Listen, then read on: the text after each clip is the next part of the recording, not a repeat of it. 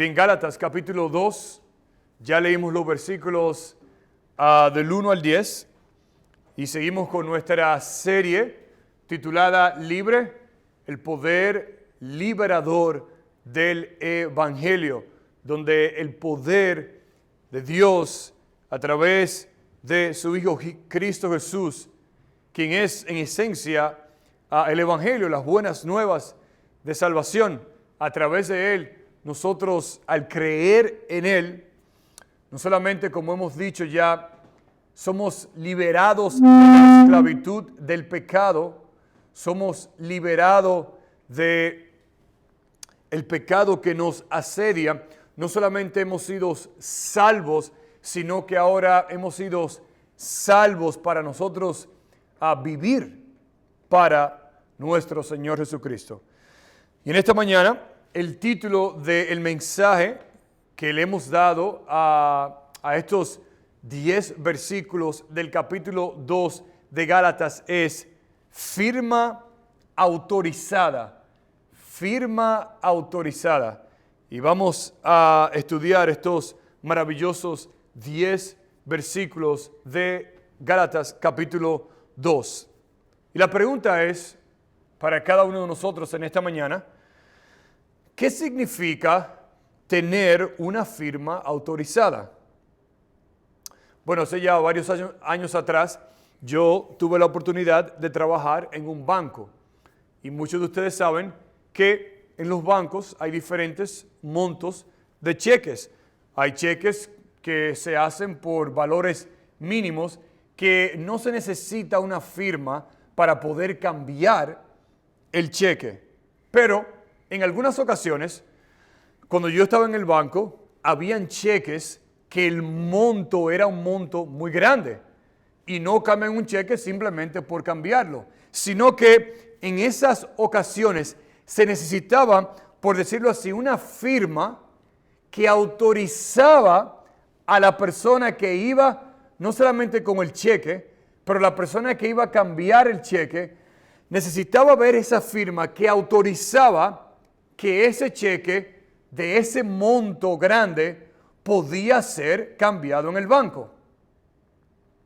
Se necesitaba una firma que validaba, empoderaba a la persona a proceder y cambiar el cheque. ¿Se entiende?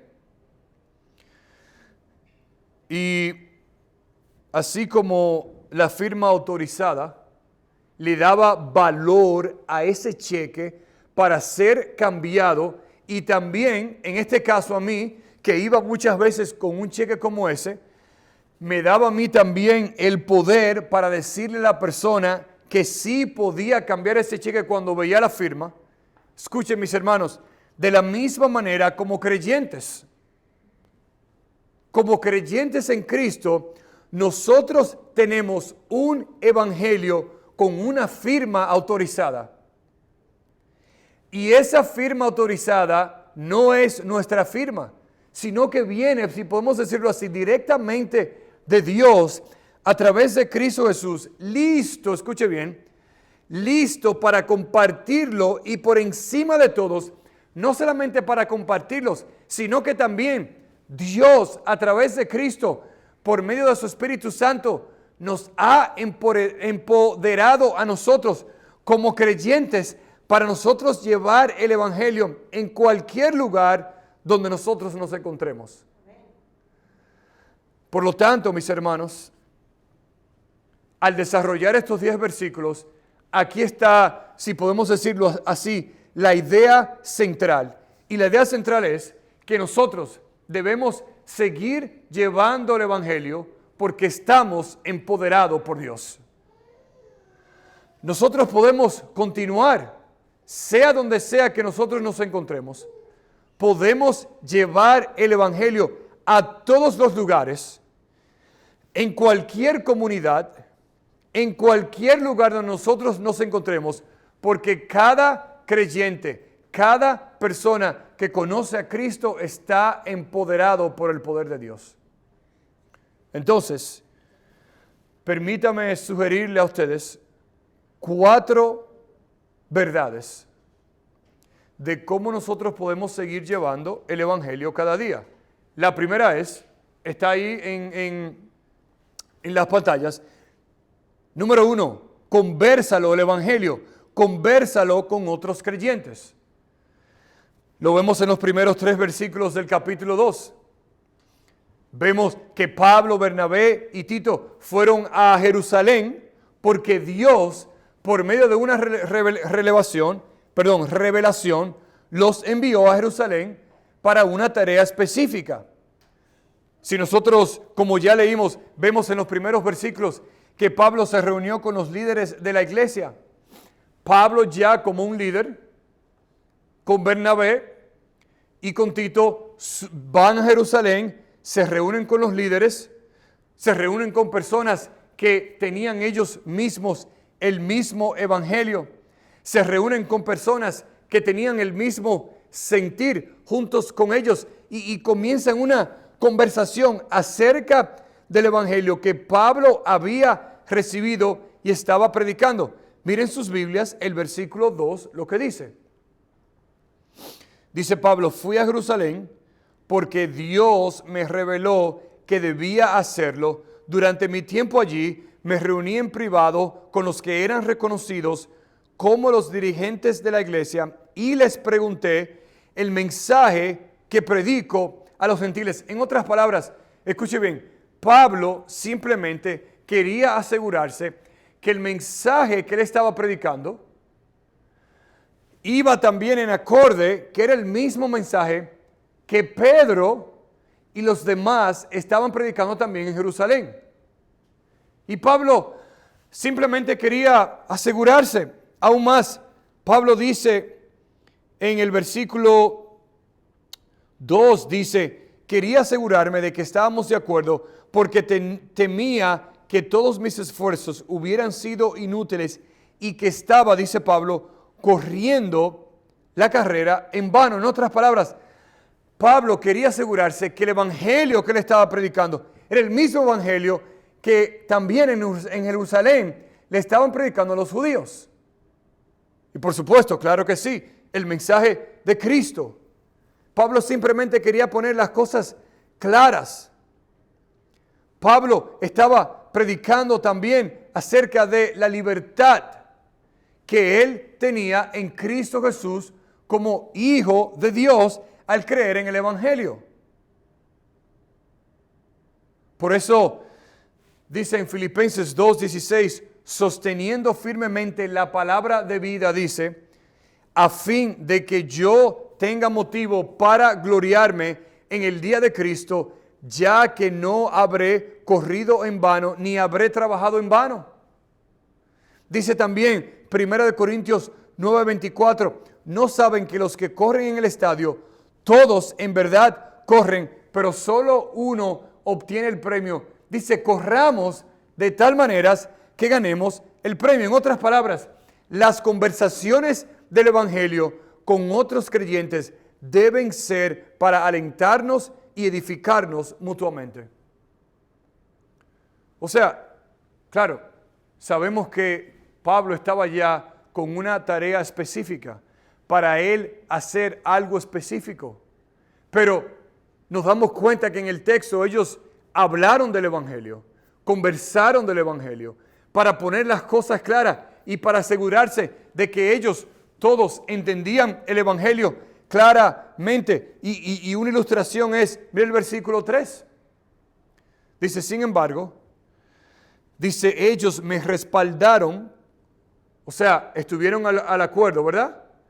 Dice, y ni siquiera exigieron que mi compañero Tito se circuncidara a pesar de que era griego. Déjame explicarle esto, muy importante. En aquel entonces, para los judíos, ellos, como una ley que viene desde el Antiguo Testamento, tenían que circuncidarse.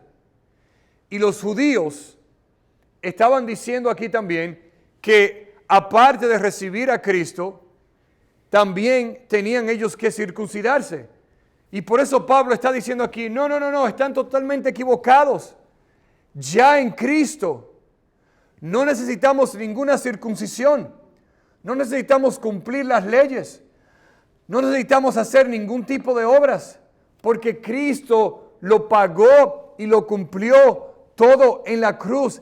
Y solamente necesitamos, para ser salvos, creer solamente en la obra y en la resurrección de Cristo.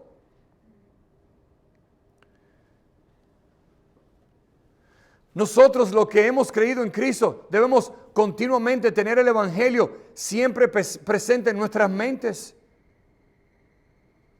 Debemos hablarnos los unos con los otros. Aunque no lo hacemos mucho si somos sinceros, pero es sumamente edificante cuando los creyentes conversan acerca del Evangelio que hemos creído, cuando nos escuchamos los unos a nosotros para confirmarnos, para alentarnos, para aún más corregirnos, aún más. Muchas veces, cuando nosotros hablamos del Evangelio, nos exponemos y escuchamos verdades que a lo mejor nosotros no lo habíamos pensado antes. Puede ser también que en alguna parte, puede ser que nosotros no estemos correctos de lo que es el verdadero Evangelio y nos ayudamos los unos a los otros. Esto es precisamente lo que hizo Pablo, porque había una discusión, había un problema entre los judíos en Jerusalén que querían añadirle al Evangelio. Y Pablo llega ahí con Bernabé y con Tito y dice, no es así. Inclusive, Tito, que era griego, no judío, debió haberse circuncidado. Y ellos mismos dijeron, no hay necesidad. ¿Por qué? Porque ellos entendieron que el Evangelio no se trata de lo externo, sino que el Evangelio se trata de lo interno, de lo del corazón. Porque Cristo vino a cambiar ese corazón que nosotros tenemos lleno de maldad, pecado, malvado. Y en vez de circuncidarse externamente, ahora Cristo, por decirlo así, circuncida el corazón. Hace una operación espiritual en el corazón de aquellos que creen en Él, para darle no un corazón de piedra, sino un corazón de ¿qué? De carne, que ahora ame y busque a Dios. Pero hay una segunda sugerencia. Al nosotros seguir llevando el Evangelio en el poder de Dios, no solamente que lo conversemos, sino que debemos también conservarlo por causa de los que se oponen. Mira el versículo 4 en su Biblia. Dice, incluso esta cuestión surgió solo a causa de unos supuestos creyentes, en realidad falsos, que se habían infiltrado entre nosotros. Dice que se metieron en secreto para espiarnos y privarnos de la libertad que tenemos en Cristo Jesús. En otras palabras, algunos falsos maestros se estaban infiltrando en la iglesia, insertando en la iglesia secretamente. ¿Ustedes saben para qué? Escuchando lo que Pablo y los demás líderes estaban hablando. Porque Pablo llega a Jerusalén y comienza a hablar de la libertad que ellos tienen en Cristo Jesús. Están aquí en Jerusalén y están diciendo que aparte de la salvación deben añadir otras cosas, que es seguir las tradiciones, los requerimientos de la ley. Añadirle a la salvación. Pablo llega aquí y dice, no hay que añadirle nada, sino que nosotros somos libres en Cristo. Cristo nos ha libertado a cada uno de nosotros ahora para servirle a Él libremente. No estamos por debajo de ningún hombre, no estamos esclavos de nadie, sino que ahora somos libres para hacer lo que Cristo quiere que nosotros hagamos. Como creyente, cada uno de nosotros tiene una libertad especial. La libertad especial es para vivir y seguir y obedecer a Cristo libremente. Usted se imagina que usted llegue a este salón y en vez de sentarse encima de la silla, como debe ser, como estamos todos aquí, o ustedes, que ustedes se sienten por debajo de la silla. ¿Se imagina eso? Usted viene, llega al salón y se pone debajo de la silla y ahí se sienta. Y alguien viene y le pregunta, oh, pero ¿y por qué te sientas así? No, lo que pasa es que aquí hay una ley y una tradición desde hace mucho tiempo que nosotros llegamos y nos sentamos debajo de la silla. Pero la semana que viene llega otra persona y se sienta normal en la silla y usted pregunta, oh, pero ¿y por qué esa persona no se sienta debajo de la silla? No, lo que pasa es que esa persona ya entendió que puede sentarse encima de la silla y no hay ningún problema. Oh, ¿verdad? ¡Wow! Ok, pues entonces yo me voy a sentar en la silla.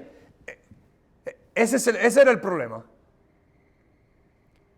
Y Pablo llega, no solamente comienzan a confirmar y a conversar del Evangelio, sino que hay algunos que se infiltraron queriendo escuchar cómo es verdad.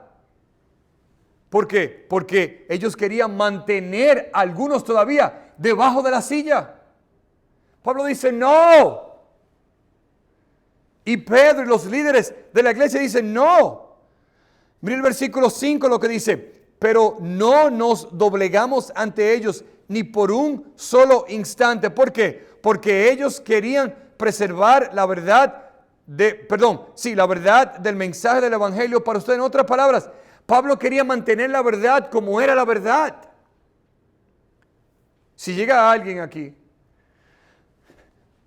y ve a todos sentados en la silla y alguien llega, dice, pastor, mire, yo creo que los hermanos deben sentarse debajo de la silla. ¿Y por qué? Sí, porque es así. ¿Quién dijo eso? No, eso nosotros. Bueno, nosotros no seguimos a ningún mensaje de hombres. Y eso está incorrecto, porque hay una libertad ahora para que todos disfruten y se sienten en la silla y puedan disfrutar y escuchar bien. Y ese es el punto aquí. Por eso es que el Evangelio de Cristo es innegociable.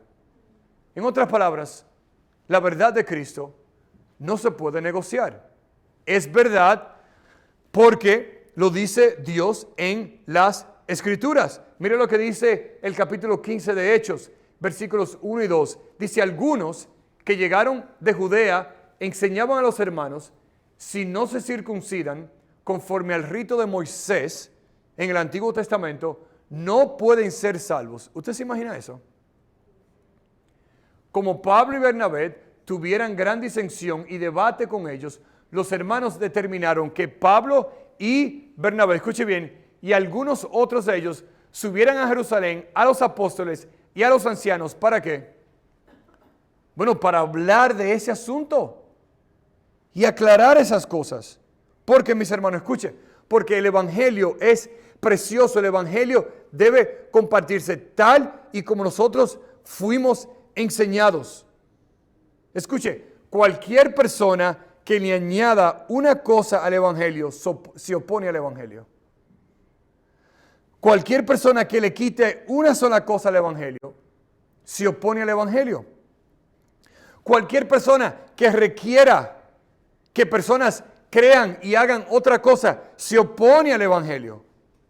Así como los líderes se mantuvieron fuertes y se opusieron a los falsos creyentes, escuche bien, nosotros mismos también debemos mantenernos firmes y fuertes, defendiendo el Evangelio que hemos creído y que hemos compartido.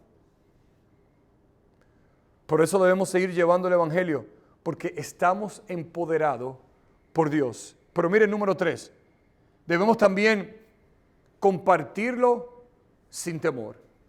Debemos compartirlo sin temor. Mire el versículo 6 lo que dice. Dice, los líderes de la iglesia no tenían nada que agregar a lo que yo predicaba. Dicho sea de paso, su fama de grandes líderes a mí no me afectó para nada, porque Dios no tiene favoritos. Al contrario, ellos comprendieron que Dios me había dado la responsabilidad de predicar el Evangelio a los gentiles, tal como le había dado la responsabilidad a Pedro la responsabilidad de predicar a los judíos. Pues el mismo Dios, versículo 8, que actuaba por medio de Pedro, apóstol a los judíos, también actuaba por medio de mí, apóstol a los gentiles. En otras palabras, Pablo no tuvo ningún temor de predicar el evangelio. ¿Por qué? Porque el evangelio vino a ser para Pablo lo más precioso. Y Pablo, sea donde sea que él estaba, él no se dejaba intimidar. Sea un líder grande, sea un líder pequeño, sea una persona con alta posición, sea una persona de baja posición, no importa dónde sea, Pablo compartió el evangelio sin temor. Y está diciendo Pablo aquí en el texto, que él dice, ¿por qué lo comparto sin temor? Porque Dios no tiene ¿qué? Favoritos. Pablo no iba a comprometer el evangelio y su llamado. El mensaje y el llamado de Pablo no iban a cambiar, independientemente sea quien sea que lo estuviera escuchando. Por eso Pablo dice ahí en el versículo 6 de nuevo, porque Dios no tiene favoritos. En otras palabras, Dios no hace acepción de ¿qué? De personas. Porque Dios mira lo que está ¿dónde? En el corazón. Dios mira lo que está dentro, no lo que está afuera. Versículo 7, Pablo dice, de la misma manera que Dios encomendó a Pedro, Dios me ha encomendado a mí para llevar las buenas nuevas. Versículo 8, de la misma manera que Dios operó, trabajó en la vida de Pedro, Dios también ha obrado en mí. Sí, tenemos diferentes asignaciones, tenemos diferentes trabajos, pero Dios es el mismo Salvador. Miren lo que dice en 1 Tesalonicenses 2:4. Dice, sino que así como hemos sido aprobados por Dios, para que se nos confiara el evangelio, así hablamos, no como agradando a los hombres, sino a ¿quién? Sino a Dios, que examina nuestros ¿qué? Nuestros corazones. Somos creyentes como hijos de Dios. Por lo tanto, Dios es nuestro Padre. Por lo tanto, somos una familia y cada creyente por medio del Espíritu Santo está empoderado al creer en Cristo para seguir llevando las buenas nuevas de salvación. Como dice un himno, no te dé temor hablar de Cristo, no te dé temor hacer por Cristo, no te dé temor sufrir por Cristo, no te dé temor vivir por Cristo. Dice, no te dé temor, nunca. Dice, es tu amante Salvador. Nunca pues te dé temor. Y si vivimos en un mundo muy temeroso, pero no debemos nosotros perder la esperanza, porque sabemos el Dios en que nosotros hemos puesto nuestra confianza. Y por último, debemos celebrarlo. Debemos celebrar el evangelio junto con otros. Mire el versículo 9 lo que dice. De hecho, Santiago, Pedro y Juan, quienes eran considerados pilares de la iglesia, dice, reconocieron el don que Dios me había dado y nos aceptaron a Bernabé y a mí como sus colegas. Dice, aún más nos animaron a seguir predicando a los gentiles mientras ellos continuaban su tarea con los judíos. Versículo 10, dice, la única sugerencia que hicieron fue que siguiéramos ayudando a los pobres, algo que yo siempre tengo deseos de hacer. En otras palabras, cuando ellos, escuche bien, reconocieron cómo Dios había llamado y iba a usar a Pablo y a los demás en el mundo gentil, ellos lo animaron. ¿Usted ve lo que dice ahí? Ellos se gozaron. Ellos reconocieron el favor de Dios en la vida de Pablo. Ellos aceptaron lo que ellos iban a hacer a través de Dios y ellos lo animaron a ellos a que continuaran el trabajo a los gentiles, aquellos que no eran judíos, así como Pedro y los demás estaban ministrando a los judíos, así ahora Dios llamó a Pablo y los demás a continuar y ir fuera del mundo judío a los demás pueblos a llevar las buenas nuevas. Y lo animaron también, Pablo, de la manera que ustedes van, asimismo, que alcancen a todos los grupos, especialmente a los necesitados, a los más pobres.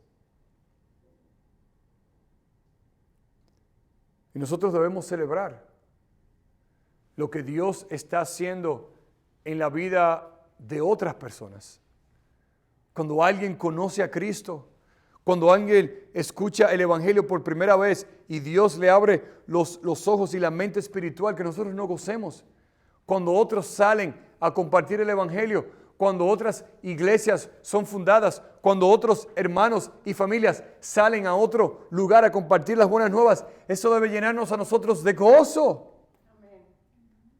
A lo mejor no vamos a estar en la misma página completamente en lo que quiere decir de la manera a lo mejor que se hace el ministerio, cómo se comienza una iglesia de una manera práctica. No estoy hablando de una manera bíblica porque sí debemos estar todos en la misma página, pero a lo mejor en lo práctico no es lo mismo. Pero el punto es que si están y van a predicar el evangelio puro, verdadero, como lo declara aquí en la palabra de Dios, debemos celebrar eso y gozarnos. Como hicieron aquí Santiago, Pedro y Juan. Que nos mantengamos nosotros presentes, escuchando y celebrando de lo que Dios está haciendo, no solamente en nuestra comunidad, pero lo que Dios quiere hacer a nivel también global. Porque todo esto es parte del gran evangelio que nosotros hemos creído y que nosotros ahora vivimos. Yo recuerdo, como comenté al principio en algunas ocasiones, cuando yo llevaba un cheque de un monto muy grande y no lo cambiaban porque no tenía una firma autorizada. Pero tan pronto yo le llevaba el cheque con esa firma autorizada, no preguntaban más nada, sino que cambiaban el cheque de inmediato. El punto es que la firma autorizada me daba el poder a mí y le daba el poder a la persona para poder entonces recibir y cambiar el cheque. Mis hermanos, nosotros tenemos un evangelio que ya está completamente autorizado. Y nuestra tarea es, como hijos de Dios, hijas de Dios, nosotros llevar ese evangelio que no es nuestro, que es de Dios, y nosotros simplemente somos el cartero que entrega el evangelio siempre y cuando nosotros podamos. No importa la respuesta de las personas. Claro, queremos que ellos reciban el evangelio y conozcan a Cristo. Pero sea que lo reciban o que nos rechacen, el asunto no es nuestro, es de Dios. No nos están rechazando a nosotros, sino que están rechazando a esa firma autorizada del evangelio que es Dios. Nuestra tarea es seguir llevando el evangelio porque como creyentes estamos empoderados por Dios. Así que para terminar, 4 aplicaciones. Número 1, habla de las grandezas del evangelio con otros hermanos. Cuando nos reunamos en nuestros grupos pequeños, en la iglesia, cuando oramos, cuando conversemos, para seguir aprendiendo y creciendo más en el evangelio. Número 2, mantén el evangelio puro, como es. No lo cambiemos. Número 3, no temas por causa de otros. El Espíritu Santo vive en nosotros. Tenemos el poder de Dios en nosotros para que actúe a través de nosotros. Y número 4, debemos regocijarnos cuando escuchamos de otros llevando el evangelio a otros lugares. Que no nos desanimemos, sino que nosotros verdaderamente nos comprometemos cada día a llevar ese evangelio que ya está autorizado por Dios y que Dios nos ha dado a nosotros ahora la responsabilidad y que Dios nos ha dado a nosotros la tremenda oportunidad de nosotros llevar el evangelio. Amén. Que no nos desanimemos, que no nos preocupemos, porque en Dios nosotros estamos no solamente más que seguros, pero que nosotros tenemos un poder que solamente es dado por Dios para nosotros seguir llevando el Evangelio. Mientras escuchamos una vez más el piano, vamos a tener un tiempo de oración y vamos a pedir al Señor que nos ayude a entender la responsabilidad que nosotros tenemos, no solamente de mantener el Evangelio como es, pero también nosotros, sea cual sea la oportunidad que Dios nos dé, que nosotros podamos seguir llevando el Evangelio, sabiendo que el poder no está en nosotros, sino está en ¿quién? En Dios. Oremos por un momento.